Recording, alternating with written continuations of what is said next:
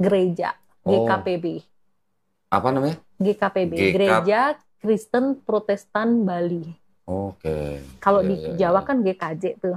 Oh, Bahkan kalau waktu saya kecil dulu, kalau Natal itu kita masangnya itu penjor di depan.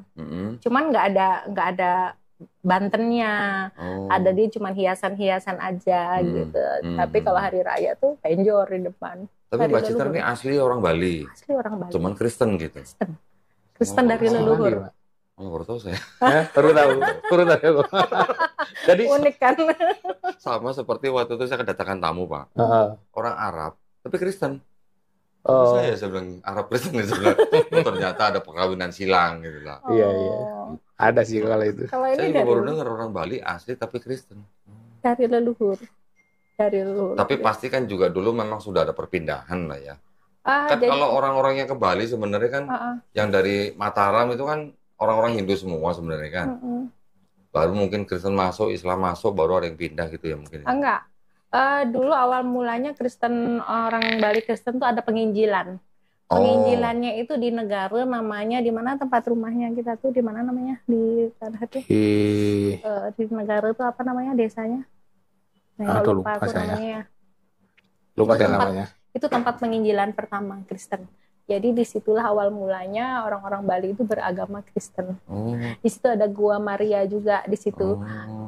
Blimbing Sari namanya. Blimbing Sari. Ya, Blimbing Sari. Akhirnya dari situ menyebarlah pengajaran-pengajaran Kristen. Akhirnya banyaklah jadinya orang Bali asli beragama Kristen gitu asal muasalnya. Iya. Tahun berapa tuh Kristen masuk sana ya? Wah, itu saya kurang tahu itu. Udah lama kok. Abad-abad ini kali Jadi kakek nenek saya yang dari bapak itu asli Bali, dua-dua Kristen juga, dua-duanya. Iya. Nah, terus apa nih yang bisa saya bantu nih? Nah, mungkin Ibu ini mau curhat lah sama aku Dodi gitu kira-kira. Tapi dia mau dengerin curhat nggak? Gitu loh. Kenapa bisa sampai mualaf gitu loh kok? Nah itu dia yang saya pengen sebenarnya itu. Gitu. Apa cuma gara-gara Pak Yoni apa? Nah karena kan semua berspekulasi seperti itu. Gini kok. Saya kalau di Denpasar ya, kalau dibilang terkenal juga enggak, tapi kalau dibilang banyak yang tahu juga cukup banyak. Jadi kadang-kadang itu kehidupan pribadi saya itu jadi trending topik di saat ini jadi trending topik. Oh gitu. Iya, itu. Karena kemualafannya atau karena usahanya atau karena apa? Kemualafannya. Ya, gitu. Kalau dari orang tua, ayah saya itu salah satu dulu penasehat gereja GKPB. Apa namanya? GKPB, Gereja Kristen Protestan Bali. Oke. Kalau di Jawa kan GKJ tuh. Nah, itu udah almarhum Bapak. Berarti kebaktiannya pakai bahasa Bali? Enggak, dulu bahasa Bali zaman dulu, tapi lama-lama berubah bahasa Indonesia gitu. Sekarang bahasa Indonesia semua gitu. Itu terus itu kalau dari orang tua itu. Kalau dari segi usaha, mungkin saya tuh aktifnya di Kadin juga aktif, ya. Di DPD RE juga saya aktif, di kepengurusan IMI Ikatan Motor Indonesia di bawah Haji Krisna. Waduh, anak motor. Saya sekretarisnya Haji Krisna malah. Sekretaris di IMI. Iya. Jadi cukup apapun story tentang saya itu jadi trending gitu. Tahun berapa Mbak Citra? Untuk apanya nih? Syahadat saya baru 4 bulan ya. Bulan Januari. Baru tahun ini? Tahun ini. Masya Allah, alhamdulillah. Ya, di Bali. Di Bali. Di tempat yang kecil, tapi saya ngerasa tuh seneng banget gitu. Di pantai terpencil gitu? Bukan, di kampung. Oh, di kampung. Dipaksa sama Pak Yoni nggak Pak? Enggak. Dirayu nggak Pak? Oh enggak juga. Nggak ada paksaan Pak ya? Nggak ada paksaan. Alhamdulillah. Terus? Gitu. Jadi sekarang itu memang jadi, karena waktu dari Januari sampai dengan sebelum umroh saya nggak pernah posting apapun. Tapi pas after umroh itu, pas lebaran ya, saya mulai posting-posting jadi tentang... orang pada kaget ya mungkin. Saya tentang bulan Ramadan apa, tapi orang masih berpikir, kalau Bu Citra kan memang orangnya biasa fleksibel gitu. Jadi saya pakai kerudung pun dipikir cuman buat menghormati atau apa gitu. Tapi ketika umroh kemarin, nah itu mereka udah mulai fix ini kayaknya dia udah berpindah nih. Iya. Nggak mungkin orang pansos ke Mekah gitu ya Pak ya. Iya. Sebelumnya waktu kita di mana tuh yang aku posting pakai kerudung waktu lebaran tuh, sahabat lebaran atau apa di gitu. di Pandaan itu. Iya, mereka berpikir cuman untuk ucapan selamat dan segala macam gitu. Tapi ketika umroh kemarin ya sudah mulai dah. Ini fix nih Ibu, muslim ini sekarang. Terus gimana Bu? Jadi pada rame atau gimana? Ya, ada pro dan kontra sih. Ada kontranya juga. Itu tetap. Itu dari keluarga? Kalau dari keluarga tidak, karena kan saya udah izin dulu. Oke. Kalau dari gereja yang masa kehilangan. Karena saya juga di gereja tuh cukup aktif. Maksudnya kehilangan apa Bu? Kehilangan perpuluhan atau gimana? Kehilangan domba gemuk. Salah satunya domba gemuk kok.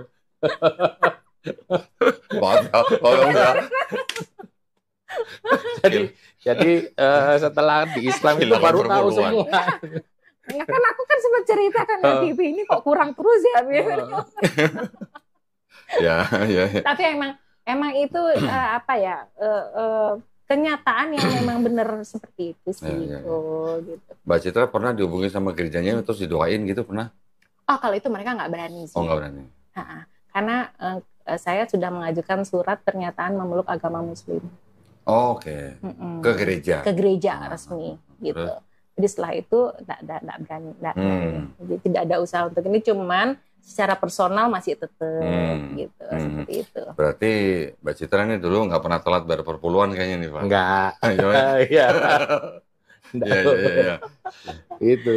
Teman-teman yang lain gimana Mbak Citra? Apakah ada yang gimana? Mencaci maki atau apa gitu yang teman-teman Kristen gitu? Kalau caci maki sih enggak, cuman banyak yang beberapa sih yang sebelumnya deket tuh jadi kayak berusaha, kamu coba deh pakai akal sehat kamu, mana agama yang ini dan agama yang KW, kayak gitu-gitu lah kan. Itu makanya itu sebenarnya kan biasa ya Pak ya. Orang pindah agama itu kan biasa, dan setiap manusia kan di Indonesia kan diberi hak yang penuh untuk memilih masing-masing. Kan nggak perlu nyebut agama KW lah, agama apa gitu kan nggak perlu ya sebenarnya. Sebenarnya nggak perlu. Karena kan yang dia sebut agama KW itu diakui sama negara Republik Indonesia loh. Iya, presidennya juga sama. Dan mayoritas lagi. Iya. Dan presidennya Muslim lagi. Apa dia mau bilang agama presiden KW? Gitu. Itu nggak perlu ya Pak ya. Nggak perlu seharusnya seperti itu. Nah, tapi yang pengen saya dengar sebenarnya dari Mbak Citra nih, alasan utamanya apa kok berpindah bisa ke Islam gitu? Kalau bukan gara-gara Pak Yoni gitu maksudnya? Oh gitu. Mungkin kalau cerita mualaf saya mungkin tidak semenarik mualaf yang lain ya. Jangan salah Mbak, jangan salah ya.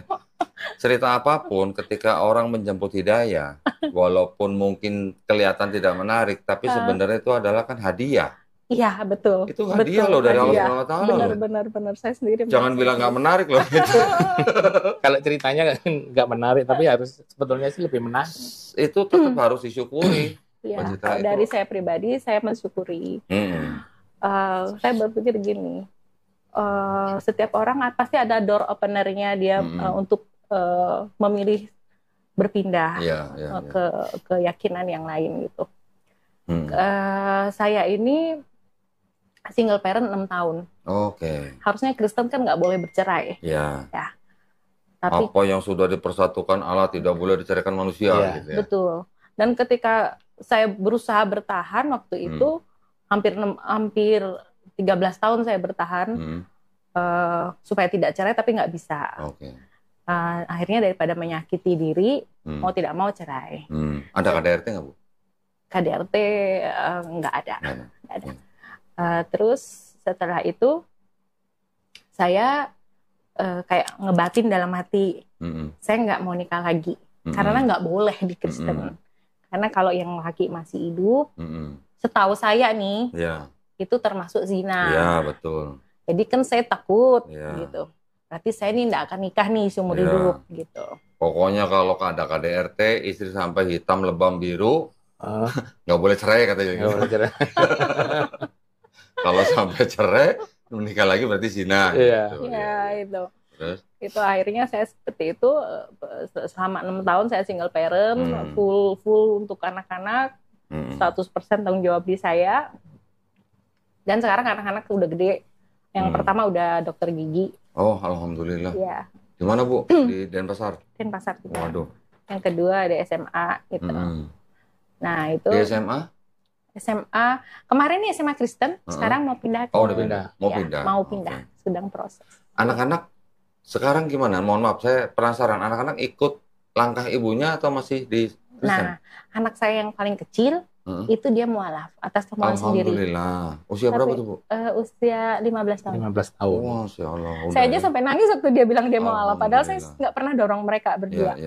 Sedangkan cecenya dia masih Kristen. Gitu. Yang 5 masih Kristen? Yang nomor 1. Nomor 1. Yang nomor 1. Yang 5-5-nya udah Muslim semua? Kok 52 anak saya? Tadi 6 tahun, sorry 6 saya pikir 6 anak. 6 tahun single parent, 2 anak. Iya, 6 tahun single parent, 2 anak. Anak saya cewek-cewek gitu. Yang kecil sudah masuk Islam, iya. kakaknya belum. Iya, jadi saya 6 tahun tuh fokus kerja aja. Pengalihannya tuh pokoknya kalau nggak kerja, komunitas mobil apa. Jadi bener-bener padat kerjanya. Waduh, sampai saya tuh kelelahan kayaknya gitu. Terus punya teman cerita juga terbatas kan gitu. Tapi apa namanya? Oh ya, saya sempat deket juga sama orang Kristen nih, tapi udah punya istri kok. Nah, saya pikir kan nggak bagus ya kayak gini gitu. Saya perlu teman cerita, tapi nggak apa namanya malah nggak bagus kayak gitu. Akhirnya saya stop. Nah, ini nyakitin orang, apalagi istrinya sakit kan, dia di Jakarta waktu itu. Saya nggak mau. Terus habis itu saya kembali lagi sendiri, nggak fokus ke sana, cuman tidak dipungkiri sebagai manusia dan mungkin di masih usia 40 tahunan ini saya masih perlu teman cerita gitu. Nah akhirnya saya ketemu sama Pak Yoni nih, kebetulan dia nih teman saya nih dari 2018. Teman motor bukan? Teman mobil. Teman mobil, tapi nggak tertarik dulu, biasa aja. Muslim gitu ya, nggak masuk hitungan gitu ya. Poligami. Tahu poligami. Beneran kok. Iya. Aku takut sekali kok. Memang banyak, memang masih banyak orang punya stigma begitu. Itu yang paling saya takutin kok, poligaminya itu. Nah itu. Terus akhirnya nggak tahu deket sama dia, ngobrol apa-apa nyambung. Cuman saya berpikir ini kalau diseriusin, kita nggak bisa nih 2 agama. Saya cari-cari dulu. Saya sebelum melangkah untuk lebih serius deket sama Pak Yoni, kita kan udah dewasa nih. Apa-apa kan harus di planning, apalagi udah ada anak gitu kan. Saya deket. Pak Yoni juga statusnya waktu itu cerai. Udah clear semua dua-dua. Satu. Nah, yang membuat saya tertarik kan karena dia udah cerai nih, udah single. Kan kalau di Kristen kan jarang ya udah single, susah nyari kan gitu. Terus adanya suami orang, berdosa lagi kan gitu ya. Enggak lah Mbak Citra lah, dunia nggak selebar daun kelor lah. Tapi dunia saya sempit kok. Oh gitu ya. Apalagi Bali lagi ya. Iya. Nah itu ceritanya. Jadi wah ini dia clear nih single gitu, terus ngobrolnya nyambung ya. Istilahnya nggak terlalu banyak hambatan gitu. Tapi sebelum melangkah lebih lanjut, saya mau cari tahu nih. Kita mau saya bawa kemana? Saya kan karena kebiasaan saya orangnya mandiri dari dulu, jadi saya gali-gali sendiri. Saya tanya ke Pak Pendeta. Akhirnya info kalau pernikahan kedua itu tidak diberkati di gereja, hanya peneguhan aja. Padahal saya ini orangnya kan over pede kadang-kadang. Saya ini mau narik dia ke Kristen awalnya, tapi masih di dalam hati aja kok. Oh gitu Pak, baru ngaku sekarang Pak dia. Iya, baru ngaku tadi. Baru ngaku tadi. Sebelumnya nggak ngaku? Nggak ngaku. Gitu, iya. Maunya dia saya tarik ke Kristen gitu. Apa kemarin teman saya bilang, kalau keceplosan tuh bahasa Sundanya apa ya? Keceletot apa gitu kan? Oh gitu, terus? Saya waktu itu udah tanya-tanya, nggak diberkati ya, cuma diteguhkan gitu. berarti nggak sah di mata Tuhan dong, menurut saya. Terus habis itu, karena Pak Pendeta tuh deket sama saya. Dulu di organisasi gereja kok, status cerai hidup nggak boleh jadi pengurus di gereja. Nggak boleh jadi majelis. Tapi ketika saya masuk, diubah aturan itu. Per tahun lalu dirubah, cerai hidup boleh jadi majelis. Terjadilah gini ada pro kontra. Cerai hidup yang boleh malah. Sekarang dibolehin. Kalau dulu nggak boleh. Kalau cerai mati? Cerai mati boleh. Jadi kan meninggal itu kan berarti cerai karena dipanggil Tuhan. Kalau cerai hidup nggak boleh melayani di gereja. Dulu, sekarang boleh. Ya kemarin nih boleh. Jadi saya masuk kandidat majelis gitu. Terus dirubah majelis. Berarti duduknya paling depan ya? Dekat mimbar. Iya, dekat mimbar. Iya. Itu terus akhirnya saya diskusi sama Pak Pendeta.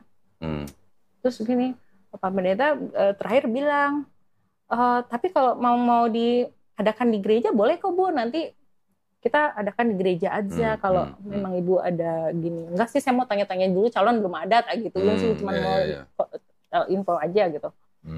Cuman saya waktu itu masih nggak seret. Berarti ini bukan dari Tuhan, tapi aturan gereja yang dirubah-rubah gitu loh.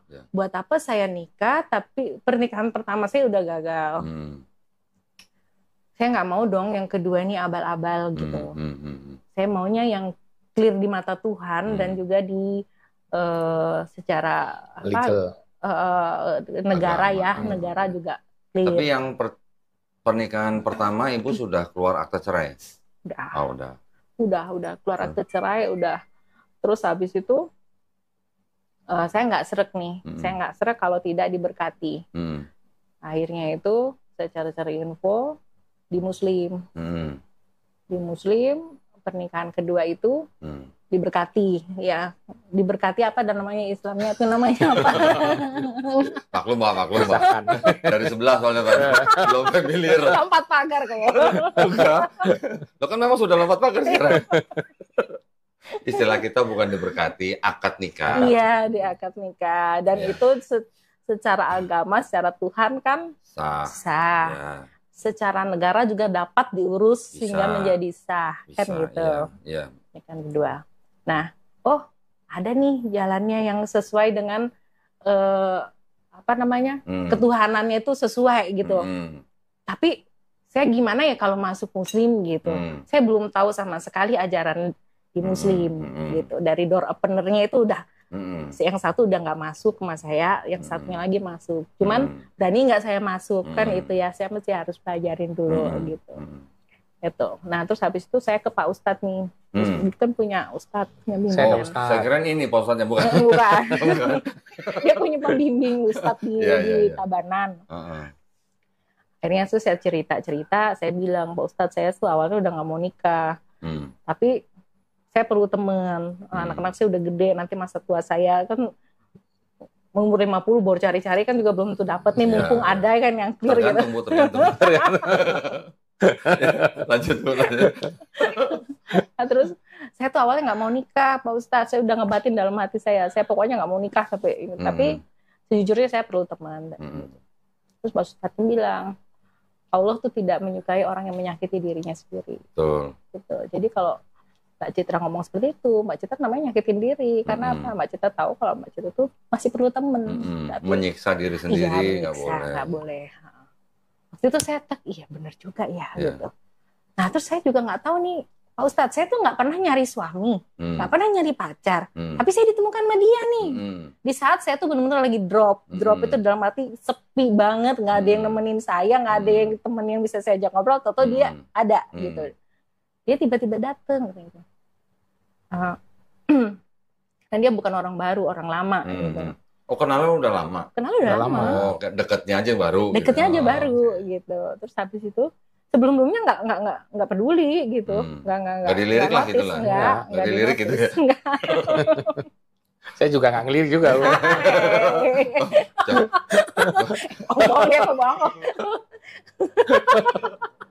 Kayaknya banyak yang nggak diungkapin di sini. Ya anggap aja ini sebagai jalan hidayah bisa. Iya, door opener, saya pikir. Karena saya nggak pernah cari suami loh kok, nggak pernah cari pacar juga. Nah, terus habis itu kok bisa dia datang? Nah, katanya Pak Ustadz, itu tandanya Allah masih sayang sama Mbak Citra. Campur-campur berarti ya. Nah, jadi kalau dulu Mbak Citra berpikir Tuhan bisa jadi manusia, kalau menurut kitabnya orang Yahudi nggak ada yang namanya Tuhan jadi manusia itu nggak ada. Nggak perlu kayaknya ya. Dan nggak perlu. Lagian juga nggak muat, Mbak. Nggak muat. Saya tuh semenjak udah baca Al-Quran, baru saya pikir, ngapain ya mesti jadi manusia, mesti harus mati dan berdarah-darah. Itu kan itu kejem banget kan. Dulu mikirnya waktu masih Kristen atau sudah mualaf? Sudah mualaf. Baru terbuka kan. Dulu waktu majelis nggak mikir gitu ya? Nggak mikir. Pak, ini saya turunin ya Pak ya? Boleh Pak. Boleh. Kayaknya kok sekejam itu ya Allah, dia harus perlu darah untuk menghapus dosa manusia. Itu loh. Kok kejam banget Allahnya itu. Betul. Iya kan? Sedangkan lagi pula kalau begitu kan baru kelihatan baru apa ya? Ini Maha Pengampun apa enggak sih? Gitu. Kayak kita aja sama anak kita nih misalnya. Salah. Diampunin kan? Masa kita harus perlu anak kita harus berkorban apa dulu gitu kalau kita Maha Pengasih, Maha Penyayang, Maha Pengampun kan? Nah, saya rasa nggak masuk deh gitu. Konsep penebusan dosa yang dengan dengan mati di atas kayu salib itu kan bukan ajaran Yesus. Ajarannya Paulus. Beda. Jadi di dalam perjanjian baru ini sebenarnya walaupun masih ada pesan tauhidnya, karena kan Yesus ditanya sama orang Farisi, hukum yang terutama apa? Yesus kan bilangnya kan tetap sama dengan yang di Musa katakan gitu. Hai bangsa Israel, Tuhan Allah kita, Tuhan itu Esa. Yesus yang di 4 Gospel. Tapi ketika masuk surat-surat Paulus, kalau nggak percaya Yesus itu yang sudah mati di atas kayu salib itu sebagai Tuhan dan Juru Selamat, kamu nggak akan selamat. Nah, itu ajaran Paulus. Gitu. Bukan ajaran Yesus ya. Yang mengajarkan dosa waris siapa? Kan Paulus, bukan Yesus. Sedangkan Paulus kan nggak pernah berguru sama Yesus. Di cerita ini kan nggak ada cerita Paulus berguru sama Yesus. Dosa warisnya dari mana? Dari Yesus atau dari Paulus? Gitu. Yang mengatakan dosa waris itu. Nah, sedangkan Yesus mengatakan, aku datang bukan untuk meniadakan hukum Taurat. Pasti pernah dengar dong. Kalau Paulus bilangnya apa? Hukum Taurat itu sudah batal dengan matinya Yesus di atas kayu salib. Pernah baca juga dong? Kalau itu enggak sih saya. Mau nostalgia? Pernah baca kalau itu.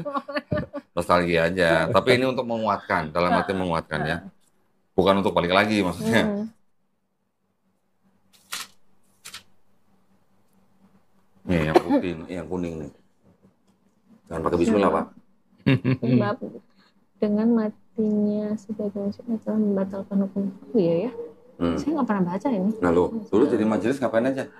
Udah dibilangin saya nggak sampai habis loh kok. Padahal umur 40 sekian. Coba deh mungkin kalau ditanya satu gereja itu berapa persen yang sudah habis baca Alkitab? Ya. Saya yakin nggak sampai 10%. Sampai 10% dari seluruh jemaat. Memang. Saya yakin mungkin 1-2 sudah baca pernah. Ya. Tetapi ketika orang membaca dari depan Kejadian sampai Wahyu, belum tentu juga dia tahu konteks atau konsep globalnya. Betul. Ya, belum tentu tahu. Mungkin cuma jadi kalau mau karena gini loh, Mbak. Karena ketika orang membaca Perjanjian Baru, yang mereka ikuti kan akhirnya kan ajaran Paulus. Paulus ini mengaku sudah pernah mendengar suara melihat cahaya ya ketika dia sedang ke Damsyik menurut di sini ya. Tetapi kan dia sendiri tidak pernah belajar langsung sama Yesusnya gitu. Dan konsepnya dia atau ajarannya dia tuh tidak pernah diajarkan oleh Yesus. Gitu. Yesus bilangnya apa? Mau masuk kerajaan sorga, lu harus bertobat dan menjadi seperti anak kecil. Kan ada kali ayat itu kan, jikalau kau tidak bertobat dan menjadi seperti anak kecil ini, kamu tidak akan masuk kerajaan surga. Tapi kalau Paulus bilang apa? Kalau lu nggak mengaku Yesus sebagai Tuhan dan Juru Selamat yang sudah mati di atas kayu salib itu, lu nggak bakal selamat. Nah, kan beda sebenarnya. Beda. Sebenarnya beda. Cuman itu sama gereja diramu, dijadikan satu. Gitu. Istilahnya bahwa yang diajarkan oleh Paulus ini sebenarnya ajaran yang tidak pernah diajarkan oleh Yesus gitu. Kira-kira menurut Mbak Citra, Yesus mengajarkan Kristen nggak? Mengajarkan waktu Kristen. Jadi orang Kristen nih, pernah nggak baca ayat-ayat Yesus mengajarkan Kristen? Berdakwah Kristen gitu? Pernah nggak? Lah yang disebut Kristen Paulus pertama kali bukan Yesus? Iya. Terus juga kayaknya setahu saya Kristus nggak pernah bilang sembahlah aku. Kayaknya nggak pernah dia bilang itu. Apa ada ya? Yesus bilang apa? Sembahlah Tuhan Allahmu. Iya. Kasihlah Tuhan Allahmu dengan segenap hatimu. Kayaknya nggak pernah saya baca sembahlah aku gitu. Nggak pernah. Nggak pernah. Di ayat manapun. Bahkan Yesus ngakunya nabi bukan? Nabi. Kan Yesus bilang. Iya. Apa namanya? Setiap nabi dihormati di mana-mana kecuali di rumah sendiri. Anda pernah dengar ayat begitu? Enggak. Ada nih. Jago ya. Apa? Kalah majelis. Pengen ngobrol sama majelis. Nih, 57 yang hijau. Ini lagi ngomongin Yesus ditolak di Nazaret. Terus Yesus ngomong begitu. Oh iya. Berarti Yesus mengakui kalau dirinya adalah nabi. Iya, kan berarti Yesus lagi ngomongin diri sendiri kan, nggak begitu kan? Yesusnya sendiri lagi ngomongin dia nabi, orang lain juga nyebut dia nabi. Matius 13 ayat 53. Terus sama gereja, statusnya Yesus yang ngaku nabi diangkat jadi Tuhan. Hanya karena terjemahan-terjemahan. Iya. Terjemahan kan setiap kata kurios yang urusan sama Yesus selalu diganti jadi kata Tuhan. Tapi ketika kurios itu ngomongin Pilatus jadi Tuhan. Ketika kurios itu ngomongin Filipi jadi Tuhan. Tapi setiap kali ke Yesus selalu jadi Tuhan gitu. Cuman beda satu huruf, Tuhan sama Tuhan gitu. Iya. Orang lain juga nyebut Yesus juga sebagai nabi. Sini yang merah nih. Perempuan itu menyebut Yesus sebagai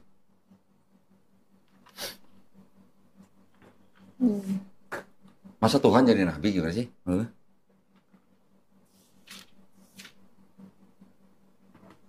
Di situ kata apa Mbak? Tuhan apa Tuhan? Tuhan nyata sekarang kepadaku bahwa engkau seorang nabi. Yang ini? Kata perempuan itu kepadanya, Tuhan sekarang bisa beda ya? Nyata kepadaku bahwa engkau seorang nabi. Nanya dia Pak, jangan kayak gitu. Kok bisa beda ya? Ini tahunnya mungkin ya? Ini 2023, ini 2002, ini 1974 sorry. 1974 ini? 2023, baru tahun lalu. Tapi yang terjemahan lain yang dulu-dulu juga ada yang Tuhan. Nih. Bukan. Ya, bisa beda ya?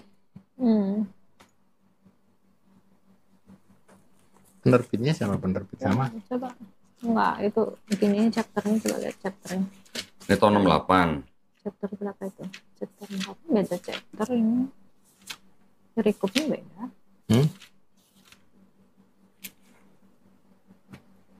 Ini tahun 68 nih Mbak. Bilangnya apa? Ada garis. Bicara wanita itu.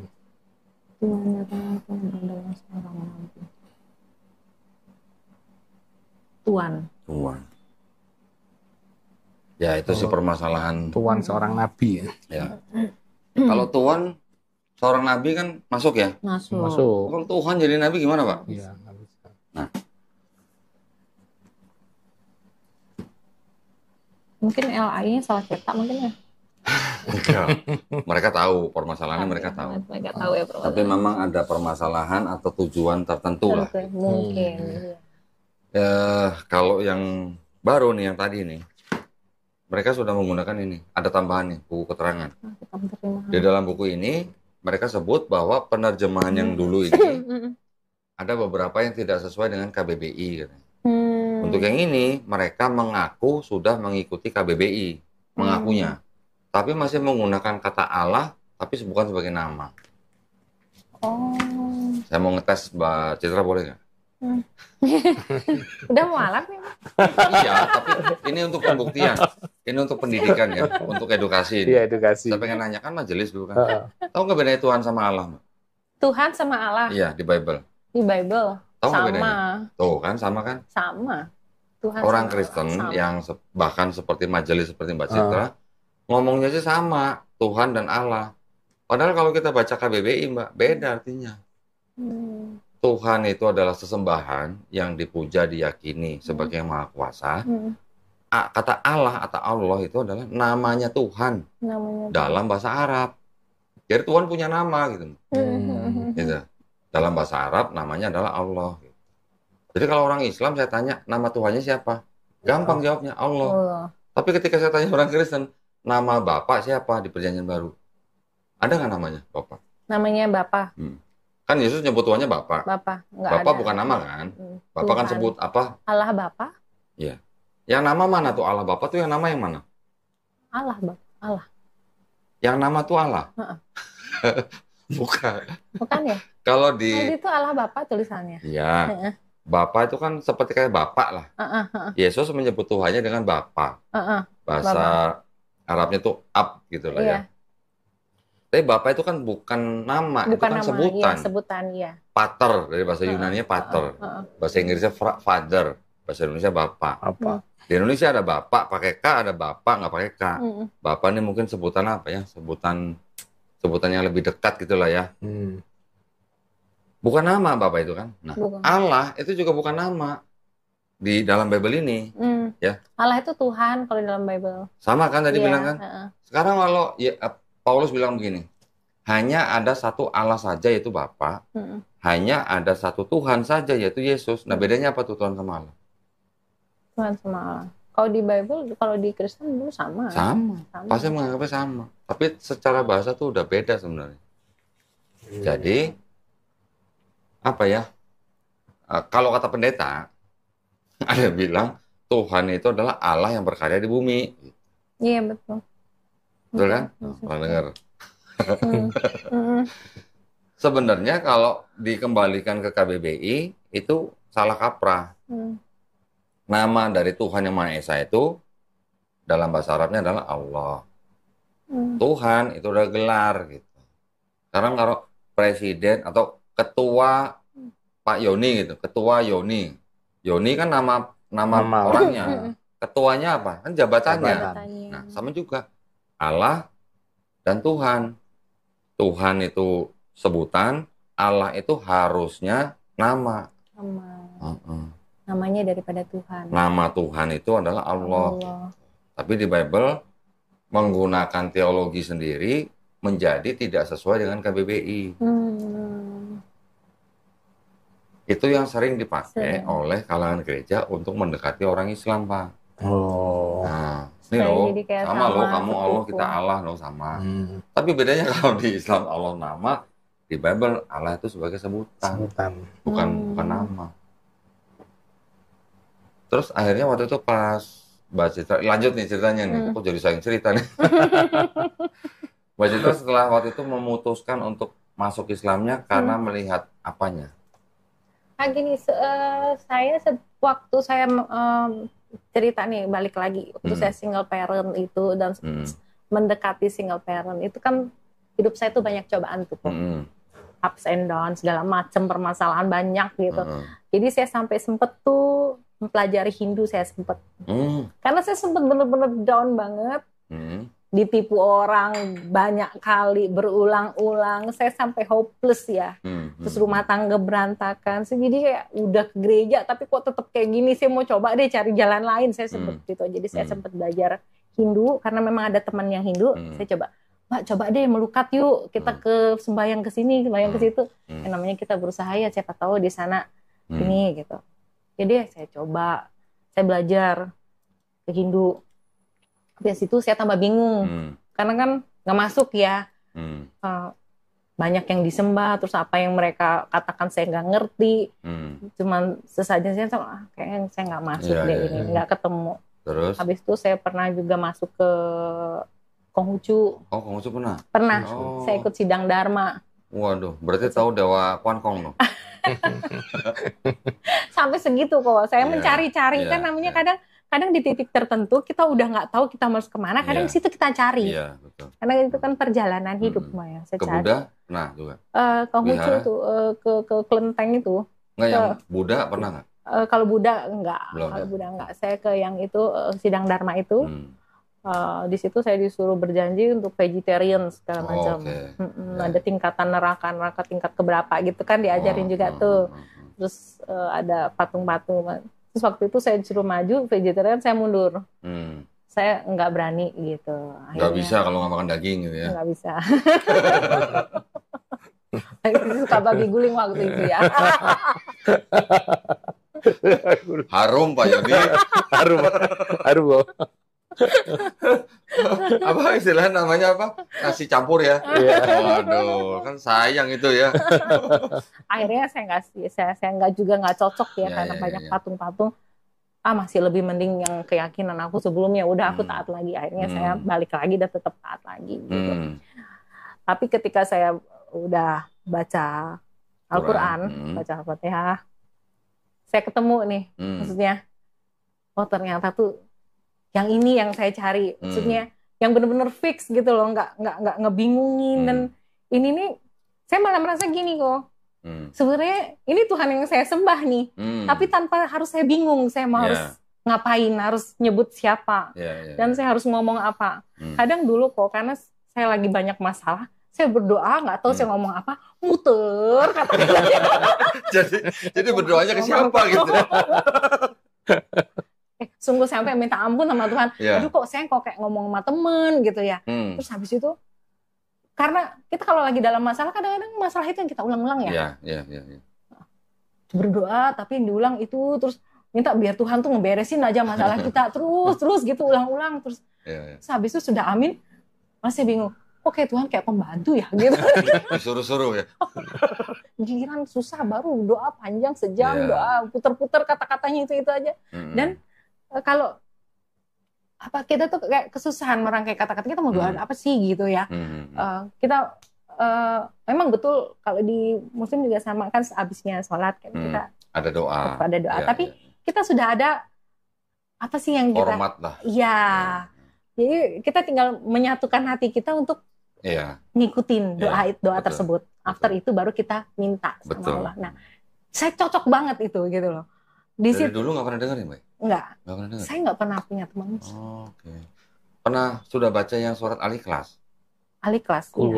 Saya cuma itu yang saya paling hafal. Hah? Oh, sama Al-Fatihah dong. Iya, maaf deh. Yang saya paling hafal, entah kenapa saya Al-Ikhlas itu paling gampang saya ngafalin afternya Al-Fatihah. Betul. Karena dan itu luar biasa. Al-Ikhlas itu walaupun cuma 4 ayat, tapi itu sangat-sangat powerful. Sangat powerful, betul. Benar, itu sangat-sangat powerful. Powerfulnya apa? Dalam membantah keyakinan manusia yang menjadikan Tuhan sebagai manusia. Ya, betul banget. Nah, sebenarnya surat Al-Ikhlas itu, Mbak, sebenarnya ada cocoknya juga dengan Bible. Kaget ya? Kok cocok? Mau saya bukain, Mbak? Ada yang pesannya sama dengan surat Al-Ikhlas di dalam Bible, tapi yang Bible-nya orang Yahudi ya, bukan Bible-nya yang pahamnya Kristen gitu. Maksudnya ini masih masuk ke dalam kitab-kitabnya orang Yahudi. Nah ini, yang merah nih, Mbak. Allah bukanlah manusia. Bilangan 23:19.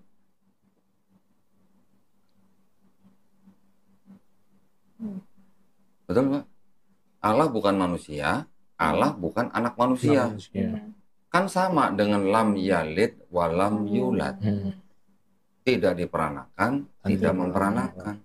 Kan sama. Saya tuh waktu baca Al-Ikhlas saya nangis kok. Saya langsung minta ampun. Benar waktu itu. Nanti ada lagi nih, Mbak, yang sama dengan surat Al-Ikhlas nih.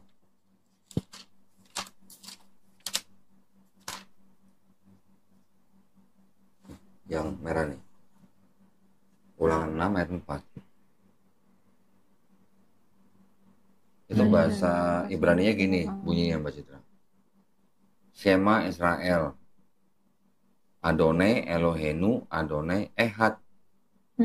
Sama dengan Kul huwallahu ahad. Ahad dengan ehad itu sama sebenarnya.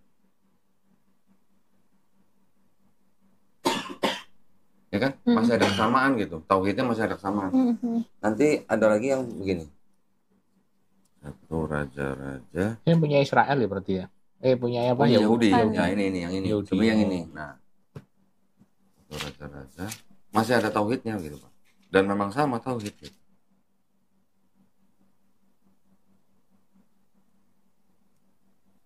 Yang ayat 27 nih, Mbak Citra. Ini buat menguatkan kita aja. Tapi benar Allah hendak diam di atas gunung, sungguh menguatkan. Oh gitu. Bukan, belum. Insya Allah ya. Siapa tahu ya Pak. Iya bener. Dikasih pulau jual beli. Jual beli pulau. Iya, alhamdulillah. Ini developer atau gimana Mbak? Ya, seperti itu. Bangun rumah juga? Kalau sekarang sih kebetulan ruko itu. Ruko. Kompleks ruko ya, ada di Renan itu. Iya. Sebelumnya villa di Canggu. Villa. Ya. Enggak, bukan besar sih, kecil saya. 3.000 meter gitu ya? Enggak, kecil kok. 3.000 kan meter, kecil Pak. Belum 10.000. Kecil sih.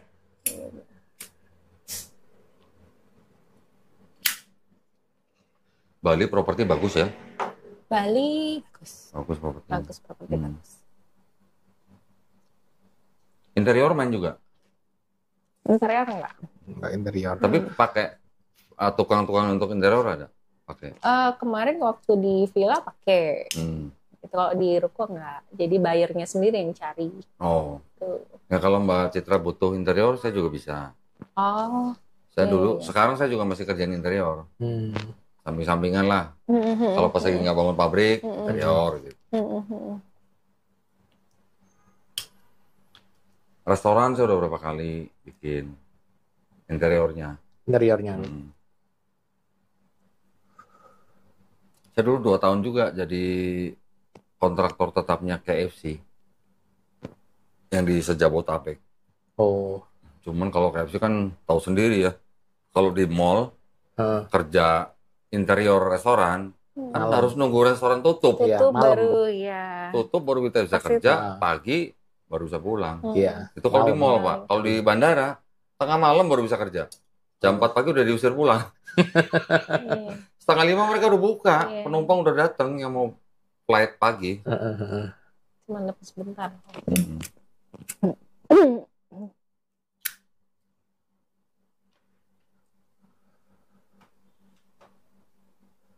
Nggak buka kafe?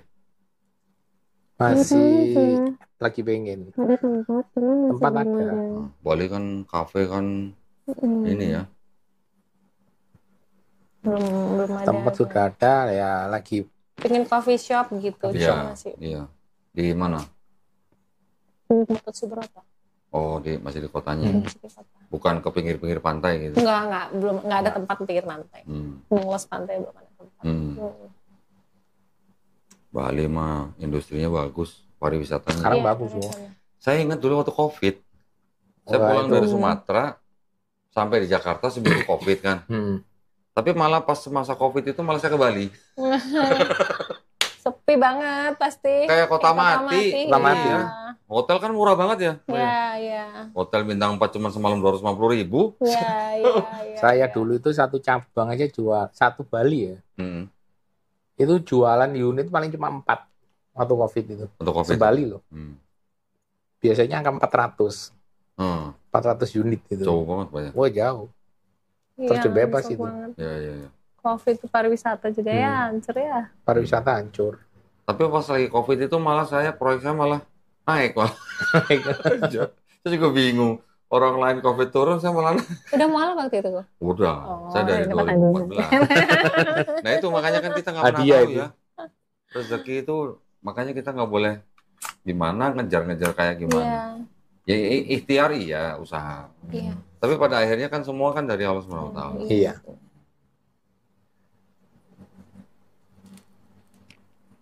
Orang lain Covid nggak ada kerjaan, malah saya sibuk malah waktu itu.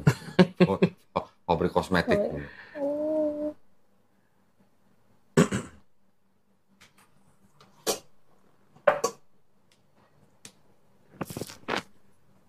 Jadi balik Bali nanti malam ini. Malam ini. Pesawat paling malam. Habis ini langsung ke bandara. Oh ini, habis ini bandara langsung. Bandara langsung. Pesawat jam berapa Pak? Jam 9? Jam 9 yang AirAsia itu udah. Ntar paling malam cuman itu, nggak ada lagi. Oh, okay. Cari yang paling akhir memang. Ya. Paling akhir. Yang paling malam tuh biasanya paling ramai atau paling sepi, Pak? Standar sih. Standar ya? Standar. Tapi kalau nyari malam ya itu AirAsia itu nggak ada lagi. Kalau dari Jakarta. Buat spare waktunya. Iya. Kalau dari Halim sebetulnya dari sini lebih dekat ya. Ada, Bali ada ya Halim ya? Nggak tahu saya. Sore sih kalau Halim juga ada biasanya. Jam 6 atau berapa itu? Tapi biasanya kalau dari Halim lebih mahal kalau nggak salah. Iya, lebih mahal. Batik ya biasanya? Batik. Ya, batik. Batik sama Garuda. Citylink kalau nggak salah ya? Citylink ya? Citylink atau Garuda ya?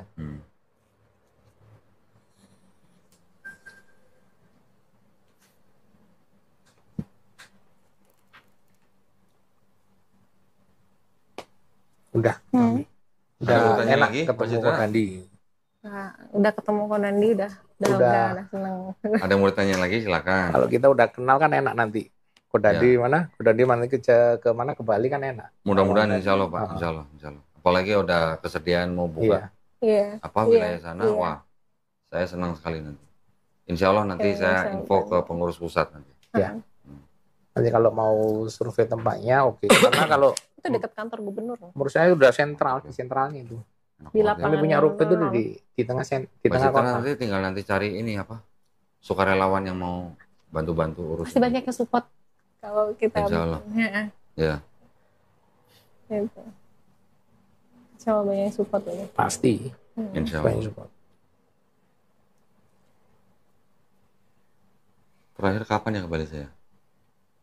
Oh itu yang pas bawa Farid naik itu. Nanti dokter Zakir Naik mau datang, Mbak.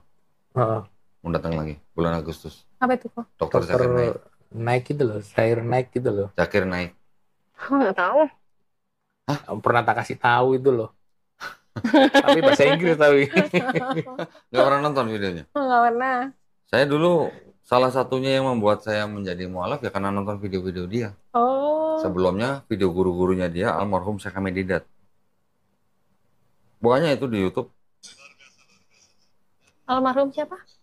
Almarhum Syekh Ahmed Didat. Syekh Ahmed Didat. Syekh Ahmed Didat. Ini buka nanti, aku pengen tahu. Pernah nak kasih tahu dulu dokter Naik gitu. Ini Zakir Naik pernah lihat? Nah ini orangnya. Lupa, enggak. Wah ini perbandingan agamanya luar biasa ini. Oh gitu. Oh, yang sering ditonton. Buddha. Kalau yang sering ditonton Ko Dondi kok. Yang kemarin di Salmasya aku tonton. Loh, Mbak Citra nonton video saya setelah kenal Pak Yoni atau sebelum? Setelah kenal. Setelah mualaf ya. Nih, Syekh Ahmed Didat nih. Wah, kalau nonton dia nih, kalau masih sebagai Kristen pasti panas kalau nonton dia. Iya.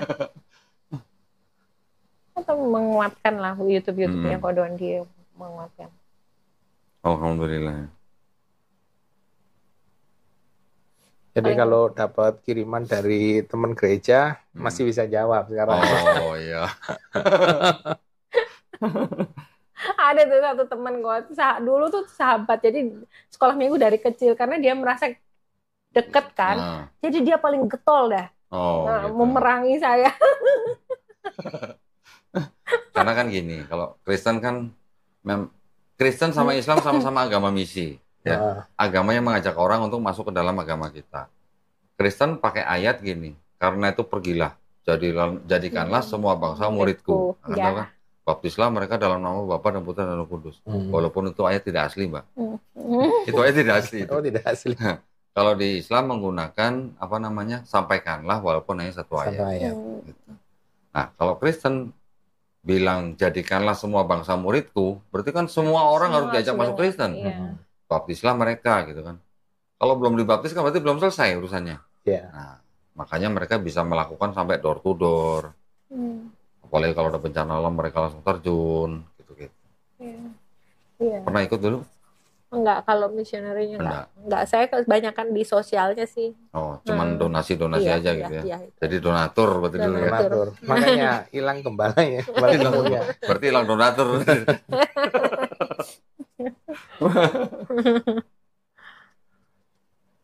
Tapi gereja saya baru dapat hibah.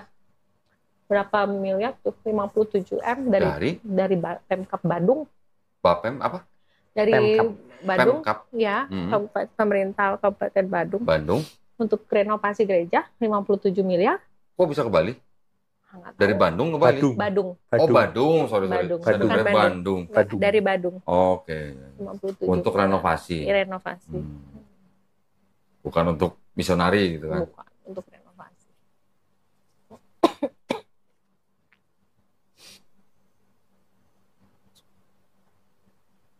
Pengen lah main ke Bali lagi lah. Iya kok. Kita udah nambah saudara lagi kan enak kok. Iya, alhamdulillah Pak. Yang saya bisa bantu untuk gini ya Ini saya lagi nungguin dari Pak Haskoro itu mau tanggal berapa mereka ngundang saya. Itu ditampil di mana Bu? Di Denpasar. Maksudnya? Ceramah atau ceramah agama ya? Iya, dia mau ngundang di masjid apa gitu katanya. Haskoro. Banyak namanya Haskoro soalnya. Iya. Paling nanti kan ada kalau di Kristen bilangnya pelayanan. Kalau di Muslim itu apa ya namanya? Pelayanan. Silaturahmi. Enggak, mengabdikan diri sama Allah tuh maksudnya. Tapi kalau orang-orang Hindu di Bali juga toleransi ya? Toleran banget. Toleran banget. Kecuali itu Arya Weda karena. Cuman kalau nyepi udah nggak ada cerita tuh ya? Nggak ada kalau nyepi. Nggak boleh azan juga Pak? Nggak boleh ya? Terus saling menghormati. Saling menghormati. Kalaupun kayak kemarin taraweh hari pertama kan? Nggak ada taraweh. Nggak ada. Jadi di masjid semua nggak ada. Jadi kita juga menghormati gitu. Iya.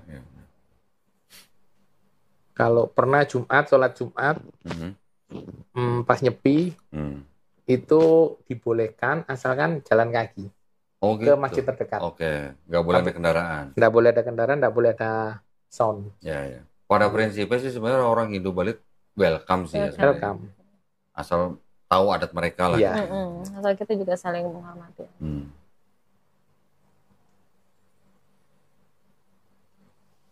Toleransinya tinggi kalau di sana. Kenapa saya begini, ya bikin channel YouTube, bikin kajian-kajian seperti itu ya, sebenarnya hanya untuk membentengi akidah umat Islam. Ya, dari apa? Dari upaya-upaya, yaitu tadi yang ingin menjadikan setiap bangsa muridnya mereka gitu. Itu aja sebenarnya. Jadi bukan saya ingin bagaimana-bagaimana, karena aksi pemurtadan itu masih banyak. Banyak sih. Itu aja.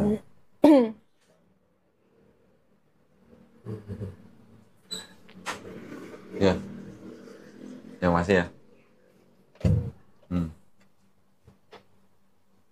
Silakan kalau mau tanya lagi, Pak Citra. Udah cukup ya? Udah cukup. Nanti kalau ada ini kan bisa kontak langsung ya. Kalau ada apa-apa bisa kontak aja Bu. Boleh. Kalau misalnya dikirimin ayat sama saudaranya atau mau gereja, kasih tahu saya. Iya. Iya. Nanti saya bisa kasih referensinya, Pak. Iya. Sementara ini banyak yang begitu, Pak. Masih yang begitu.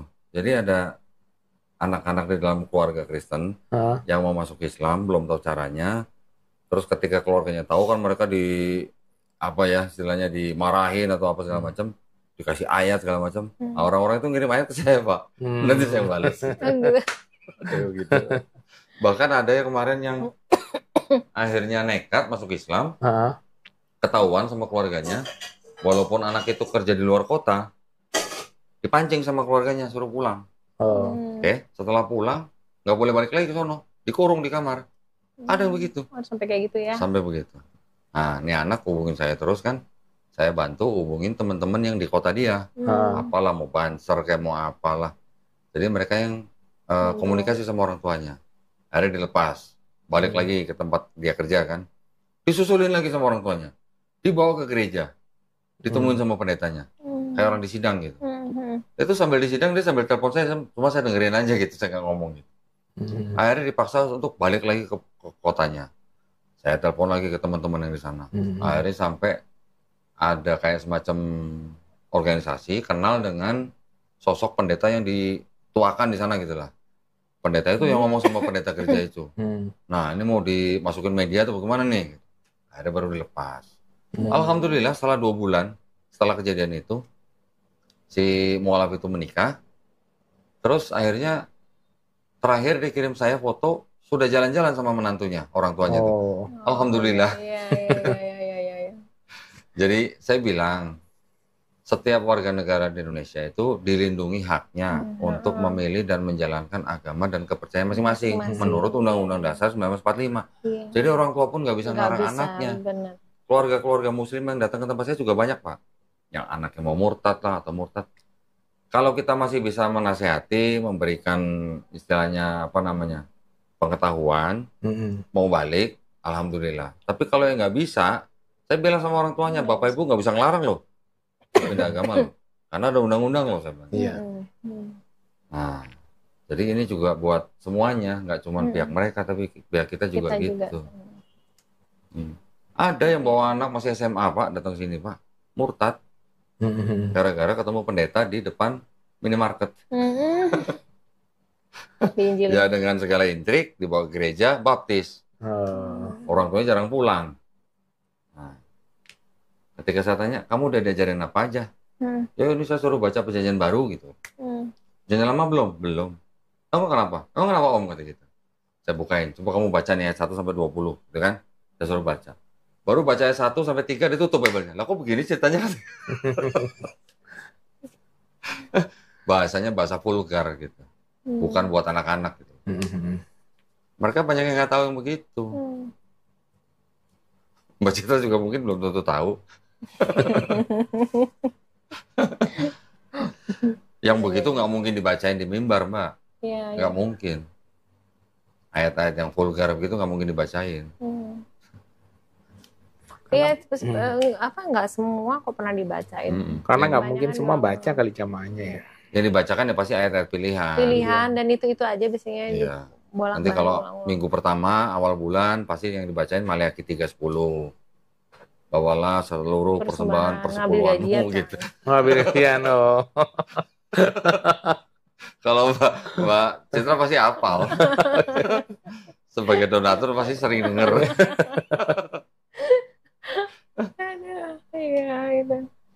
Padahal perpuluhan itu sama orang Yahudi aja udah tidak dilaksanakan. Tidak dilakukan lagi udah. Dari semenjak bait suci dihancurkan 2000 tahun yang lalu. Sampai sekarang Kristen masih melakukan. Nah gimana ceritanya? Tapi memang sih perpuluhan tuh dialokasikan tuh untuk pembangunan gereja, kayak gitu. Untuk operasional gereja. Gitu. Paham, tetapi sesuai dengan kitabnya enggak gitu aja. Iya. Nggak ada ya di situ ya. Kalau Kristen, kan tadi saya bilang, Paulus sudah mengajarkan hukum Taurat sudah dibatalkan. Sampai sunat aja nggak perlu gitu. Tapi kalau sunat nggak perlu, kenapa perpuluhan masih jalan gitu? Katanya udah dibatalkan, kok masih dijalanin gitu perpuluhan? Dan tidak semua gereja memungut perpuluhan, Mbak. Iya. Nah, kalau ada sunat hati, kenapa nggak ada perpuluhan hati gitu? Dan kalau di gereja kan memang perpuluhan itu untuk Tuhan. Iya, bilangnya begitu. Tapi menurut perjanjian lama, perpuluhan itu sebenarnya diberikan kepada suku Lewi. Hanya kepada suku Lewi. Suku Lewi dari 12 suku Israel, itu kan ada satu suku yang tidak bekerja, tidak bertani, tidak beternak, tidak perang. Itu namanya suku Lewi. Mereka yang mengurusi bait suci gitu. Nah, perpuluhan itu buat mereka. Selain buat suku Lewi, juga untuk orang yang sedang melakukan perjalanan, untuk anak yatim, untuk janda-janda. Nah, terus ketika orang-orang Kristen, pendeta-pendetanya, apakah pendetanya ini suku Lewi? Kan bukan gitu. Mereka mengaku apa? Suku Lewi rohani gitu bilangnya. Ya. Jadi di situ ya maksud perpuluhan itu ya. Iya. Bukan dari ayat kita, bukan dari perintah Tuhan. Iya, kalau sesuai dengan konteksnya kepercayaan Kristen, harusnya juga tidak ada perpuluhan karena sudah dibatalkan hukum Tauratnya. Nah, perpuluhan kan ada di bawah hukum Taurat. Iya. Jadi kalau selama ini Mbak Citra bayar perpuluhan, udah tiap hari udah mikir-mikir, ternyata buat ini perpuluhan. Nah itu. Memang memang tidak semua gereja memungut perpuluhan. Bahkan ada gereja yang memungut perpuluhannya begini. Misalnya kalau satu jemaat ini gajinya misalnya ya 5 juta misalnya. Perpuluhannya bukan dari 5 juta, tapi dari 5 juta itu dipotong dulu biaya hidup, sisanya berapa baru itu dikenain perpuluhan. Ada yang begitu. Kayak pajak dong PTKP. Iya. Ada juga kebanyakan dari 5 juta langsung 10%. Itu ada juga. Kebanyakan yang begitu. Itu kayak rentenir berarti. Ya. rentenir. 10% kan itu. Rentenir 10%. Iya. Nah tinggal dulu Mbak Citra bayar 10% dari mana gitu. Dari omset apa dari profit gitu.